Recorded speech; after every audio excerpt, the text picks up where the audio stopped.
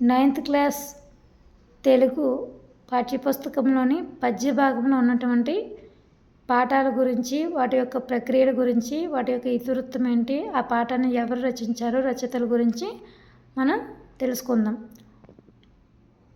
పద్య భాగంలో మనకి 7 పాఠాలు ఇవ్వడం జరిగిందండి. అందులో మొదటిది ధర్మబోధ.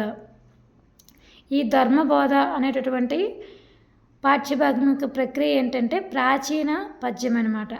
ప్రాచీన పద్యం ఇతివృత్తం ఏంటి? కుటుంబ సంబంధాల గురించి. రచయిత ఎవరు? నన్నయ్య భట్టు. అదేవిధంగా సెకండ్ వన్ చైతన్యం పాఠ్యభాగం. చైతన్యం పాఠ్యభాగం యొక్క ప్రక్రియ ఏంటి? గేయ కవిత. ఇతివృత్తం ఏంటి? సామాజిక బాధ్యత. రచయిత తాపి ధర్మారావు గారు. థర్డ్ వన్ ఆత్మకథ. ఆత్మకథ యొక్క ప్రక్రియ ఏంటి? వచన కవిత. ఇతివృత్తం ఏంటి? స్వయం కృషి. రచయిత ఏంటి? ఎండ్లూరి సుధాకర్ రావు. రచయిత ఎవరమ్మా? ఎండ్లూరి సుధాకర్ రావు. ఫోర్త్ వన్ హరివిల్లు. హరివిల్లు పాఠ్యభాగం యొక్క ప్రక్రియ ఏంటి? వర్ణన. హరివిల్లు పాఠ్యభాగం యొక్క ఇతివృత్తం ఏంటి? ప్రకృతి గురించి. హరివిల్లు యొక్క రచయిత ఎవరు? వివిధ కవులు. ఫిఫ్త్ వన్ స్నేహం పాఠ్యభాగం అండి. స్నేహం పాఠ్యభాగం యొక్క ప్రక్రియ ఏంటి? ప్రాచీన పద్యం. స్నేహం పాఠ్యభాగం యొక్క ఇతివృత్తం ఏంటి? వ్యక్తిత్వ వికాసం. రచయిత వివిధ కవులు. సిక్స్త్ వన్ అండి తీర్పు పాఠ్యభాగం. తీర్పు పాఠ్యభాగం యొక్క ప్రక్రియ ఏంటి? ఆధునిక పద్యం. తీర్పు పాఠ్యభాగం యొక్క ఇతివృత్తం ఏంటి? పరోపకారం. తీర్పు పాఠ్యభాగం యొక్క రచయిత ఎవరు? జంధ్యాల పాపయ్య శాస్త్రి గారు. సెవెంత్ వన్ మాట మహిమ. మాట మహిమ యొక్క ప్రక్రియ ఏంటి? ఆధునిక పద్యం. మాట మహిమ యొక్క ఇతివృత్తం ఏంటి? జీవన విధానం. మాట మహిమ యొక్క రచయిత ఎవరు? కలకలూరి స్వరూపరాణి గారు. అయితే ఇవి కొంచెం ఈజీగా ఎలా గుర్తుపెట్టుకోవాలనేది నాకు తెలిసిన విధంగా ఎక్స్ప్లెయిన్ చేస్తాను. ఒకసారి చూడండి. ధర్మబోధ అనేది ప్రక్రియ ప్రాచీన పద్యం అనే వెంటనే మనకి గుర్తుకు రావాలంటే ప్రాచీన కాలంలో ఎక్కువగా ధర్మాన్ని పాటించే వాళ్ళని గుర్తుపెట్టుకోండి. ఓకేనా? ప్రాచీన కాలంలోని వాళ్ళే ఎక్కువగా ధర్మాన్ని పాటించేవాళ్ళు. అలా ధర్మాన్ని పాటించడం వలన వాళ్ళ కుటుంబ సంబంధాలు అనేవి బలపడుతూ ఉండేవి. అంటే ధర్మాలు పాటిస్తేనే కుటుంబ సంబంధాలు బలపడతాయి అన్నట్టు గుర్తుపెట్టుకోండి అన్నమాట. సో ఎవరు రచయిత? నన్నయ్య భట్టు గారు ధర్మాన్ని ఎక్కువగా ధర్మం గురించి బోధిస్తారు, ధర్మం గురించి చెప్తారు, బోధిస్తారు అన్నది గుర్తుపెట్టుకోండి. ఓకేనా? ధర్మబోధ పాఠ్యభాగ రచయిత ఎవరమ్మా? నన్నయ్య భట్టు. మెయిన్ ఈ ధర్మబోధ పాఠ్యభాగంలో మనకి శకుంతల గురించి చెప్పడం అనేది జరుగుతుంది. శకుంతల దుష్యంతుల గురించి మనకు చెప్పడం జరుగుతుంది. సో ఈ కుటుంబం, అందుకే అది ఒక ఫ్యామిలీ కుటుంబం గురించి చెప్తున్నారు కాబట్టి కుటుంబ సంబంధాలు ఇతివృత్తం అనమాట. నెక్స్ట్ సెకండ్ వన్ ఏంటంటే చైతన్యం పాఠ్యభాగం అనేది. చైతన్యం పాఠ్యభాగం చైతన్యం అనగానే మనకు గుర్తుకు రావాలి ఏంటి? ఎవరిలో చైతన్యాన్ని తీసుకుని వస్తారు? సాధారణంగా ప్రజల్లో చైతన్యం తెప్పిస్తాం. ప్రజల్లో చైతన్యం కల్పిస్తుంటాం కదా. సో ప్రజల్లో చైతన్యం కల్పిస్తామని ప్రజల్లో చైతన్యం తీసుకొని రావడం అనేది సామాజిక పరమైనటువంటి బాధ్యత. ప్రజలు అంటే సామాజిక వర్గానికి చెందినటువంటి వారు కాబట్టి ఇతివృత్తం ఏంటవుతుంది? సామాజిక బాధ్యత అవుతుంది. ఈ చైతన్యం పాఠ్యభాగ రచయిత ఎవరు? తాపి ధర్మారావు గారు. మీరు ఏ విధంగా గుర్తుపెట్టుకుంటారంటే తాపి ధర్మారావు గారు ప్రజల్లో చైతన్యం తీసుకురావడం గేయ కవితలు అంటే తీసుకురావడం కోసం గేయ కవితలు వంటి రచనలు చేశారు. అంటే ప్రజల్లో చైతన్యం తీసుకొని వచ్చేటటువంటి ఒక సామాజిక పరమైనటువంటి బాధ్యతను తాపి ధర్మారావు గారు తీసుకున్నారనమాట. ఓకేనా?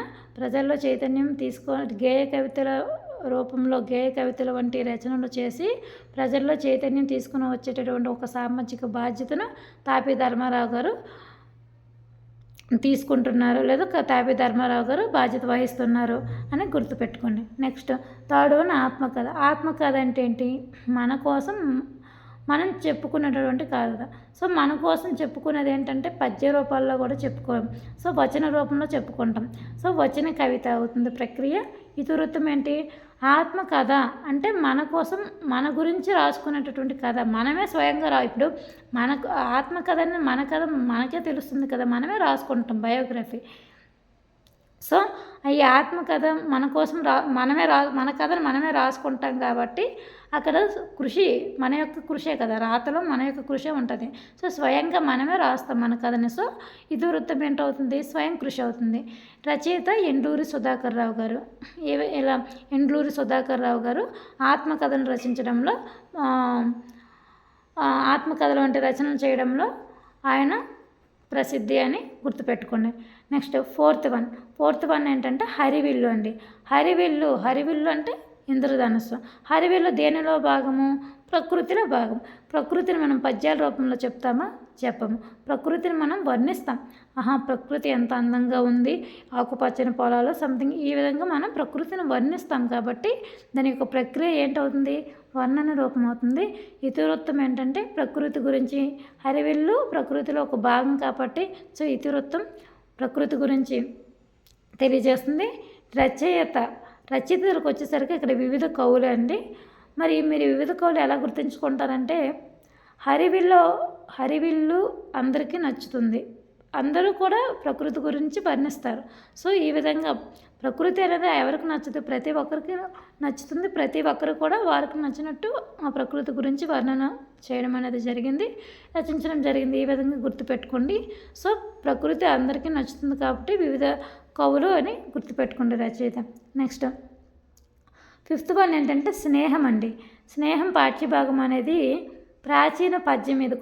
ఇది ప్రాచీన పద్యం అనేసి ఎలా గుర్తుపెట్టుకోవాలంటే స్నేహం ప్రాచీన కాలంలో కూడా స్నేహానికి ప్రాధాన్యత ఉంది. ఇప్పటి కాలంలోనే కాదు, అప్పటి అంటే శ్రీకృష్ణ కుచేలుల మధ్య స్నేహము గుర్తుపెట్టుకోండి. అంటే ప్రాచీన కాలం నుంచి స్నేహానికి ఒక ప్రాధాన్యత ఉందన్నట్టు గుర్తుపెట్టుకోండి. సో స్నేహం పాఠ్యభాగం యొక్క ప్రక్రియ ఏమవుతుంది అంటే ప్రాచీన పద్యం అవుతుంది. ఇతివృత్తం ఏంటి? వ్యక్తిత్వ వికాసం అండి. వ్యక్తిత్వ వికాసం దీన్ని ఎలా గుర్తుపెట్టుకుంటారంటే స్నేహం అనేది మనం ఒక కొంత స్టేజ్ వచ్చాక మన ఇండివిజువల్గా డెవలప్మెంట్ అయ్యి మన స్నేహితులను మనమే ఏర్పరచుకుంటాం. సో స్నేహితులు అంటే ఒక వేరే ఫ్రెండ్ని మనకు ఒక స్నేహితుడు ఏర్పడ్డాడు అంటే మన యొక్క డెవలప్మెంట్ అనమాట, మన యొక్క ప్రవర్తన విధానం బట్టి. సో అందరూ కూడా స్నేహితులు అందరికీ స్నేహితులు ఉండరు, కొంతమందికి స్నేహితులు ఉంటారనమాట. అందరూ ఆ స్నేహభావాన్ని కూడా ఇది మింగిల్ అవ్వలేరనమాట.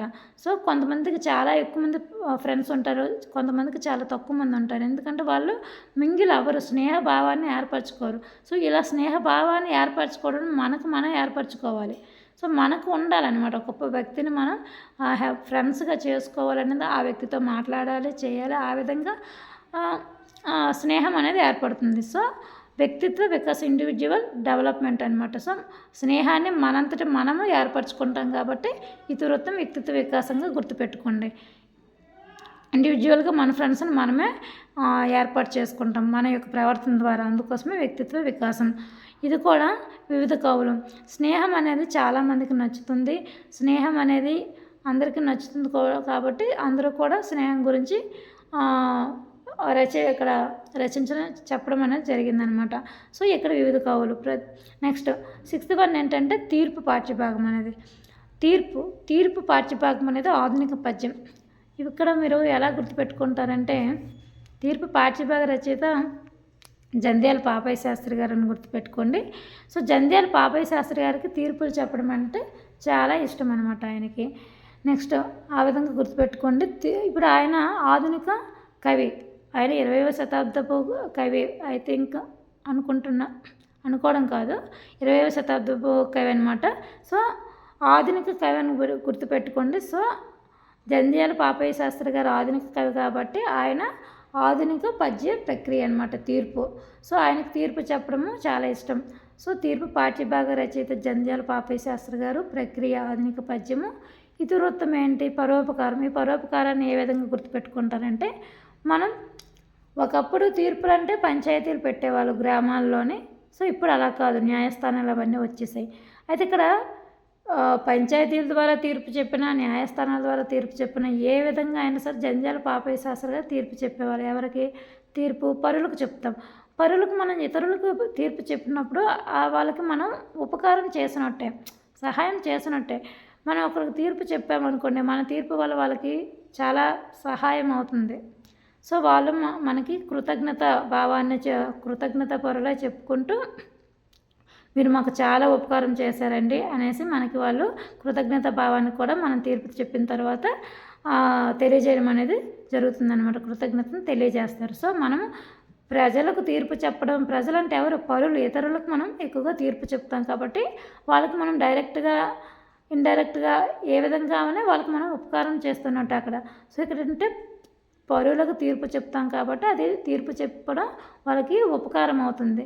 సో పరోపకార మిత్రత్వం ఈ విధంగా గుర్తుపెట్టుకోండి. జంధ్యాల పాపయ్య శాస్త్రి గారు ఎక్కువగా తీర్పులు చెప్తూ ఉంటారు.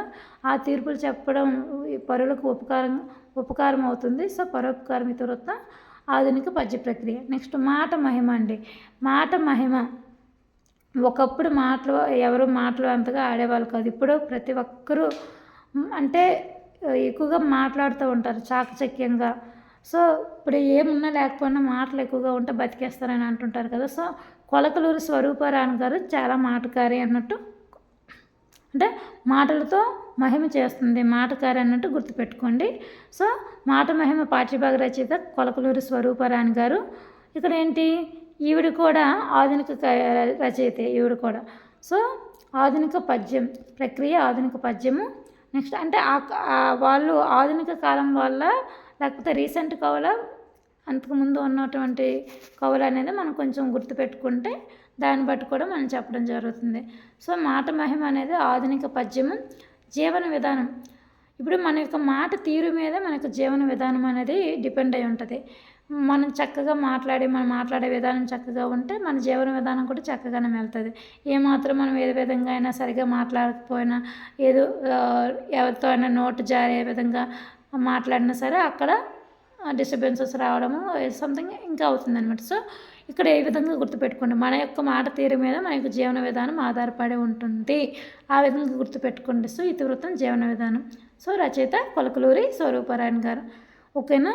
అందరికీ ఈ 9th క్లాసు పుస్తకంలో ఉన్నటువంటి ఈ 7 పాఠాల యొక్క పద్య భాగంలోని 7 పాఠాల యొక్క ప్రక్రియ, ఇతివృత్తము, రచయితల గురించి అర్థమైందని అనుకుంటున్నాను friends. Thank you so much.